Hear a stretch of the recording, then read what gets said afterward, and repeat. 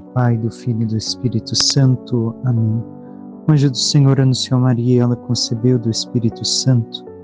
Ave Maria, cheia de graça, o Senhor é convosco. Bendita sois vós entre as mulheres. Bendito é o fruto do vosso ventre, Jesus. Santa Maria, Mãe de Deus, rogai por nós, pecadores, agora e na hora de nossa morte. Amém. Eis aqui a serva do Senhor, faça-se em mim segundo a vossa palavra. Ave Maria, cheia de graça, o Senhor é convosco. Bendita sois vós entre as mulheres. Bendito é o fruto do vosso ventre, Jesus. Santa Maria, Mãe de Deus, rogai por nós, pecadores, agora e na hora de nossa morte. Amém. O Verbo divino se fez carne e habitou entre nós. Ave Maria, cheia de graça, o Senhor é convosco. Bendita sois vós entre as mulheres. Bendito é o fruto do vosso ventre, Jesus. Santa Maria, Mãe de Deus, rogai por nós, pecadores, agora e na hora de nossa morte. Amém. Rogai por nós, Santa Mãe de Deus, para que sejamos dignos das promessas de Cristo. Oremos, infundi, Senhor, em nossas almas a vossa graça, como vos pedimos, para que nós, que pela anunciação do anjo viemos a saber o mistério de vossa encarnação, paixão e morte de cruz, chegamos um dia à glória eterna dos céus, pelo mesmo Cristo, Senhor nosso. Amém. Caríssimo irmão e irmã, hoje nos encontramos para meditar a liturgia do quarto domingo do tempo comum. E o que o Senhor tem a nos ensinar, a nos recordar para nossas vidas. O domingo de hoje, este domingo, nos recorda justamente as bem-aventuranças, mas devemos recordá-las. Como vivê-las? O que o Senhor realmente quer nos dizer? A primeira leitura é tirada da profecia de Sofonias. Tenhamos em conta que está na época do exílio que o povo sofreu. E dentro de tudo isso, a elite do povo foi, por assim dizer, destruída. Foi tirada da face da terra. E restou somente os humildes, somente os mais pobres, enquanto os grandes de Israel caíram. E diz o Senhor então: buscai o Senhor, humildes da terra, que pondes em prática seus preceitos. Praticai a justiça, procurai a humildade. Talvez achareis um refúgio no dia da cólera do Senhor. Ora, aquilo que realmente já acontecera. Enquanto os grandes, os poderosos, caíram, restaram somente os pequenos e humildes. Para cuidar da terra, para continuar enquanto povo. Mas esse primeiro versículo já nos diz algumas coisas. Primeiro, devemos buscar o Senhor. Não podemos esquecer disso. Isso deve de ser contínuo, para que no dia da cólera, ou seja, no dia em que chegar o momento do Senhor nos apresentar ao juízo, nós não soframos. Por isso devemos de buscá-lo. Mas devemos de ser humildes para tanto e pôr em prática seus preceitos, viver o que ele nos pede, praticar a santidade e procurar a humildade.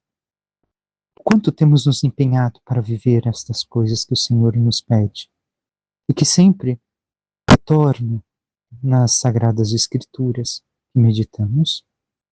Temos nos empenhado verdadeiramente?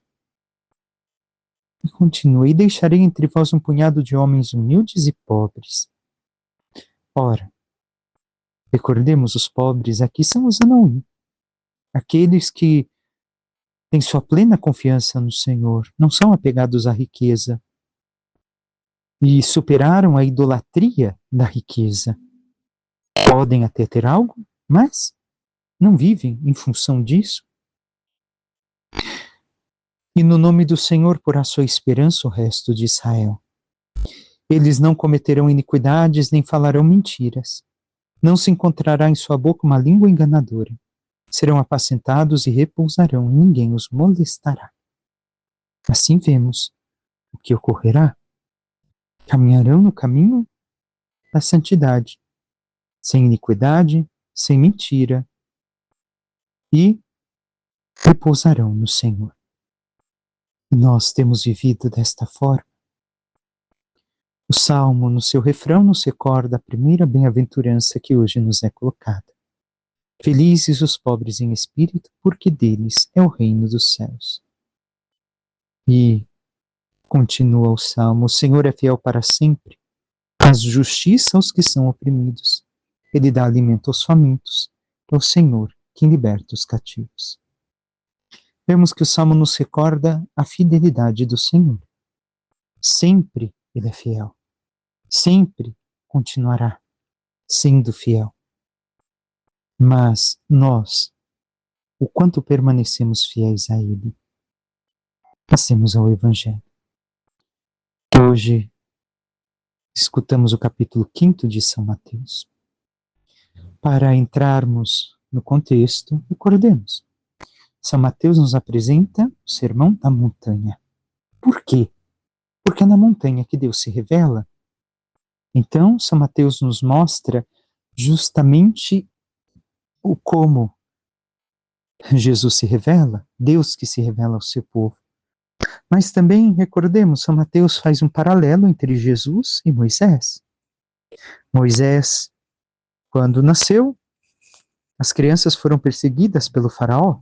Também Jesus, por Herodes. Depois as crianças foram mortas pelo faraó, foram designadas que tinham que morrer, também sofreram na mão de Herodes. E por fim, Moisés escreveu 5 livros e Jesus vai apresentar 5 sermões, 5 grandes sermões, por assim dizer. Então, faz um paralelo, mostrando aquilo que em Deuteronômio 18 fora dito por Moisés, que Deus suscitará no meio de vós um profeta como eu, maior do que eu. Então, em Jesus se realiza, mas é o próprio Deus que se manifesta ao povo. Tendo em conta isso, mais uma coisa antes que eu esqueça, no original, as bem-aventuranças apresentam 71 palavras, ou melhor, 72, que recordam os 72 discípulos, que recordam as 72 nações conhecidas sobre a terra naquele tempo, demonstrando que a bem-aventurança é para todos e que todos devem de viver. Comecemos. Naquele tempo, vendo Jesus as multidões, subiu o monte e sentou-se. Os discípulos aproximaram-se e Jesus começou a ensiná-los. Jesus então está ensinando aos discípulos. É o que nos diz São Mateus. Faz este resumo da fala de Jesus. E há 3 fases em cada fala. Primeiro, bem-aventurados, depois, a quem se dirige, e por fim, o porquê. Mas é a terceira parte que é a mais importante, porque a ação de Deus em relação àqueles que ele está falando. Então a parte mais importante está ali. E Jesus, a primeira bem-aventurança que diz é: bem-aventurados os pobres em espírito, porque deles é o reino dos céus. Ora, recordemos, bem-aventurados é o quê? Felizes. Felizes os pobres em espírito. Entendamos bem o que Jesus está dizendo. Jesus não está querendo dizer que devemos. Ele está dizendo que podemos estar nesta situação e que, assim, o Senhor está ao nosso lado. Se somos pobres, se somos mansos, se somos perseguidos, devemos de nos alegrar. Por quê? Porque o Senhor está da nossa parte. Este é o movimento de alegria. Não é que eu tenho que me tornar pobre financeiramente.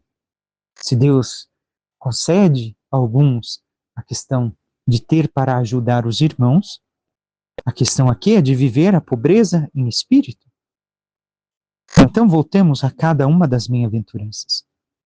Felizes os pobres em espírito. Então, há uma felicidade na pobreza, porque o Senhor está da parte do pobre em espírito.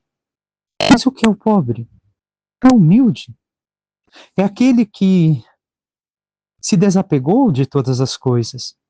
É aquele que vive como Anauim do Senhor, que tem somente no Senhor a sua riqueza, que sabe que não pode contar com os poderosos deste mundo. Aquele que vive assim, aquele que é assim, terá o reino dos céus, terá o reino de Deus. O reino de Deus lhe pertence. Por quê? Porque sabe que as riquezas deste mundo não podem conquistar o que vem de Deus.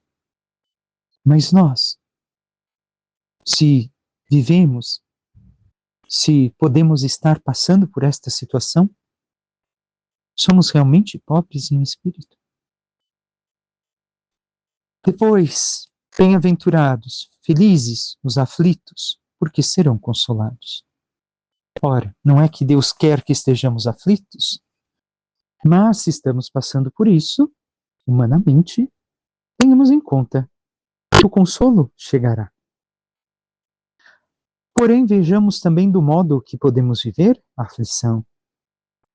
A aflição pelo quê?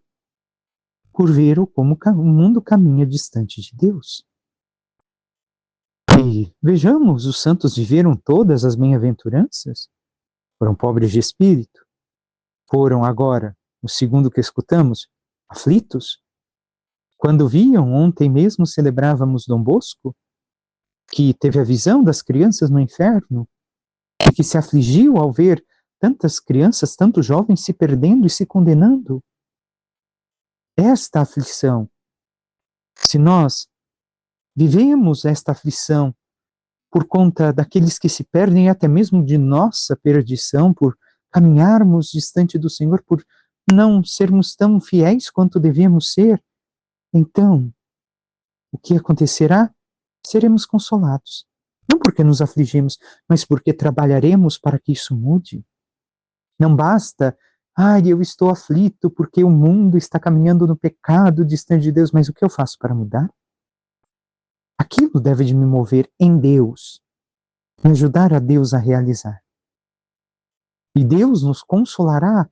Por quê? Porque se estamos agindo para tirar as pessoas do erro e para sairmos do erro, o Senhor nos dará o consolo justamente porque a sua graça está se realizando. Terceira bem-aventurança, bem-aventurados os mansos, porque possuirão a terra, felizes os mansos. Aprendei de mim, que sou manso e humilde de coração, nos disse o Senhor. Somente somos mansos. Ou nos exaltamos, ou nos revoltamos facilmente por qualquer coisa e assim não vivemos a mansidão de espírito que o Senhor espera de nós em tantas situações. Ora, dentro de casa, no trabalho, nas situações adversas da vida em que passamos, nós permanecemos mansos conforme o Senhor nos pede ou não? Quarta, bem-aventurados os que têm fome e sede de justiça, porque serão saciados. Então, felizes são estes, serão saciados. Mas o que é a justiça? Não é a justiça humana. É o ser justo, como os santos, como José, como os patriarcas, ou seja, realizar a vontade de Deus. O quanto nós temos fome, sede de sermos justos, de viver a vontade de Deus, seus mandamentos, seus ensinamentos, a intimidade com Ele, o crescer na sua graça. O quanto? Talvez pouco, ou quase nada. Podemos pensar, podemos refletir. Quanto estamos saciados porque, tendo esta fome e sede, nós buscamos realmente realizar a vontade de Deus, realmente viver segundo os seus desígnios. Próximo. Bem-aventurados os misericordiosos, porque alcançarão misericórdia. Felizes os misericordiosos. Ora, como aprenderemos a ser misericordiosos? A agirmos com misericórdia para com os demais? Quando nós reconhecemos que o Senhor foi e é misericordioso para conosco. Se Deus é misericordioso para comigo, por que eu não posso ser misericordioso para com meu irmão? Nós devemos de refletir bem isso. O quanto Deus agiu com misericórdia em minha vida. O quanto Deus derramou sua misericórdia na minha existência.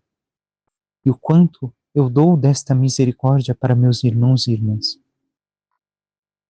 Nós temos assim realizado, irmão e irmã, a misericórdia na vida dos outros para que alcancemos plenamente a misericórdia de Deus para conosco. Bem-aventurados os puros de coração, porque verão a Deus. Ora, pureza de coração. O que significa? Felizes aqueles que enxergam as coisas como Deus enxerga. Não ter, entre aspas, a malandragem humana no nosso olhar. No também ver o nosso irmão e irmã.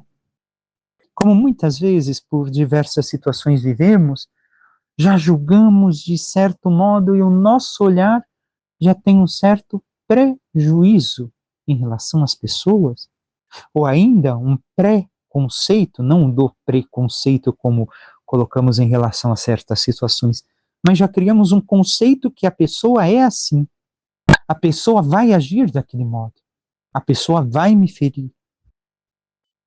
E assim nós não temos esta pureza de coração. Somente se temos a pureza de coração, nós conseguimos ver a Deus. E vejamos, assim também o Senhor olha para conosco, de forma pura. Por isso nos chama a olhar com o seu olhar. Por quê? Porque Ele sabe de que barro somos feitos. E sabe que constantemente estamos tendendo ao pecado. Porém, Ele, com seu olhar de Deus, seu olhar de Pai, olha para nós desta forma pura, esperando que sejamos fiéis, mesmo sabendo que talvez isso não vá acontecer de nossa parte. Ora somos, ora não somos. E o quanto nós, então, buscamos ter esta pureza de coração para olhar as situações da vida, para olhar as pessoas.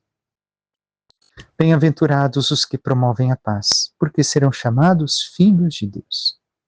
Então, felizes os que promovem, lutam pela paz, porque aí nos reconhecerão filhos de Deus. E não é somente a paz de não haver guerras, mas recordemos o shalom, dar a plenitude de vida aos irmãos, assim como o Senhor dá a nós. Se reconhecemos o quanto Ele realiza as suas graças, as suas misericórdias e bênçãos em nossas vidas, o quanto temos buscado promover este shalom na vida dos demais, para que reconheçam em nós a filiação divina. Se nós procuramos agir assim como Deus quer, dar a plenitude de vida a nós, também buscarmos, conforme nossas possibilidades em Deus, darmos a plenitude da vida aos demais, nós seremos chamados filhos de Deus. Bem-aventurados os que são perseguidos por causa da justiça, porque deles é o reino dos céus. Felizes se somos perseguidos por causa da santidade, porque o reino dos céus será nosso. Mais uma vez, em tudo isso está a vida dos santos. Mas se olharmos os santos que por sua santidade, o que lhes ocorreu? Lhes ocorreu que foram sempre perseguidos, porque eram justos, como José, como Maria, como o próprio Cristo. Nós somos perseguidos. Isso não quer dizer uma perseguição ferrenha, tantas vezes, mas às vezes até dentro de casa, porque somos fiéis à vontade do Senhor e os outros não.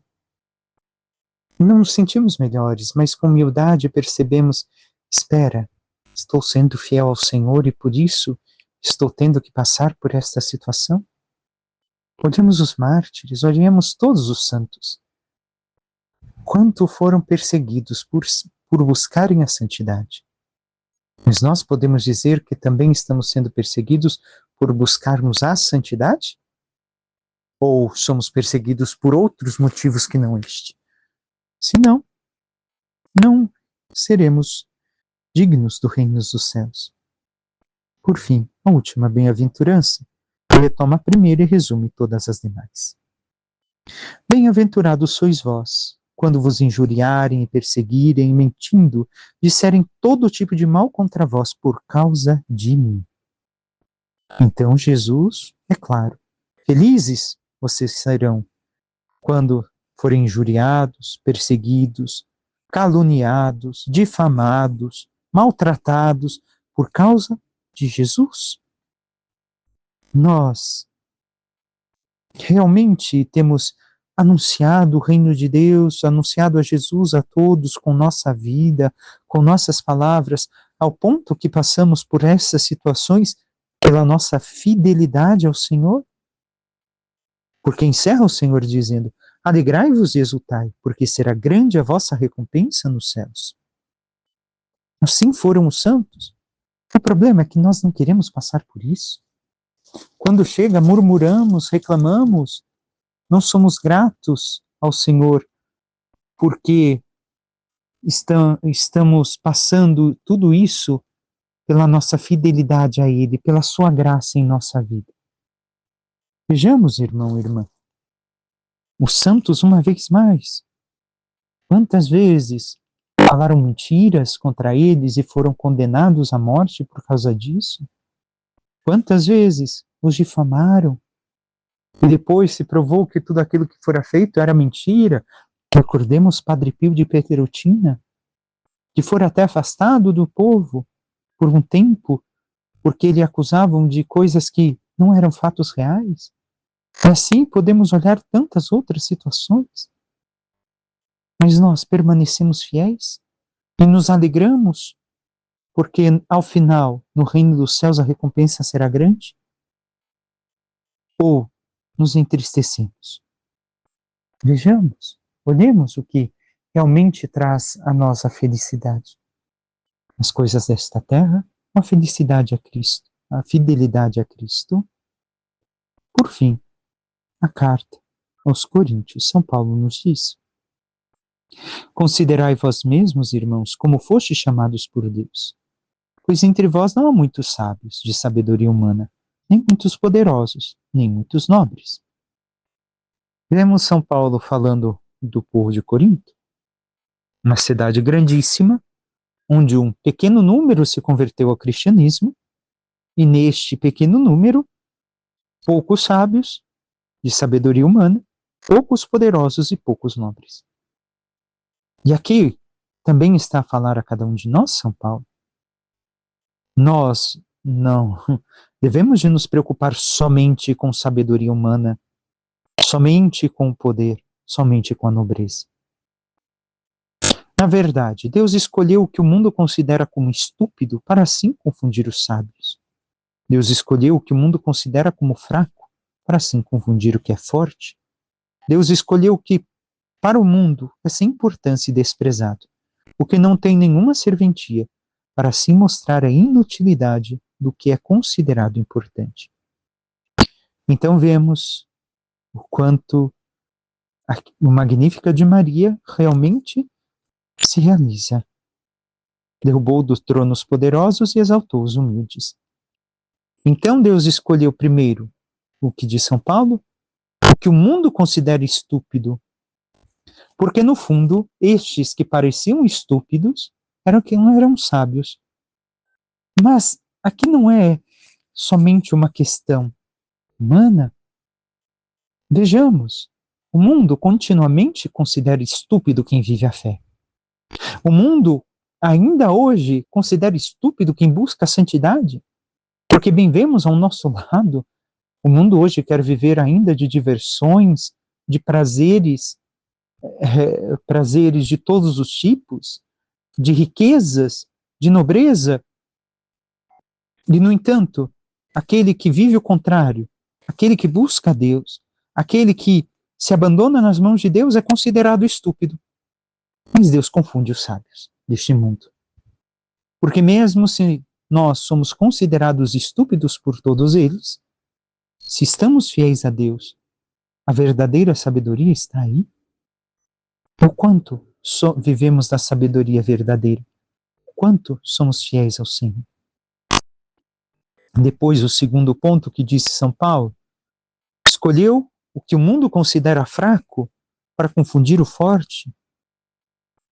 Ora, nós tantas vezes somos considerados fracos, entre aspas, moralmente. Por quê? Porque é amar o inimigo. Não, tem que destruir o inimigo. Porque vocês... Ai, que Jesus... Ai, não, está tudo errado o que Jesus ensinou a vocês. Para nós, é a verdadeira força. Porque sabemos o quanto parece fraqueza aos olhos do mundo, mas Jesus venceu na sua aparente fraqueza, venceu a cruz, ressuscitou, nos deu vida nova. E nós vivemos aquilo que para o mundo é fraqueza moral, ou ainda espiritual, religiosa, mas que nós sabemos que é a verdadeira força que Deus nos dá. O outro ponto que diz São Paulo, escolheu o que é sem importância e desprezado, o que não serve para mostrar a inutilidade do que é importante, do que o mundo considera importante. O mundo o que considera importante? Quanto mais acumulo, mais importante. O cristão eu tenho, mas o que eu tenho, eu também socorro os demais. Não é somente acúmulo, mas é o auxílio, o amor demonstrado em fato. Ou ainda, o mundo que busca continuamente os prazeres, enquanto nós buscamos estar com a família, vivendo a fé, vivendo a palavra de Deus.